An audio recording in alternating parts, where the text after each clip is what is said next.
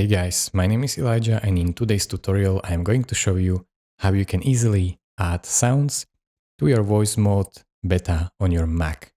So it's very simple guys, follow step by step what I will do and you can get it too. So first thing you need to do is go over to your collection. You can, for example, create your new collection or go over to your custom collection that you have already created. So I will create a new collection so I can show you how. And then you can rename it. So let's say edit details and rename it to tutorial.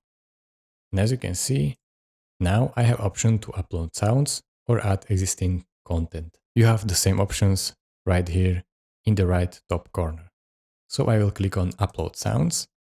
And now I will upload 20 boom sound effects. Now when it's done, as you can see, it's here. It's really easy as that. I can press this hard, so it will add to my favorites.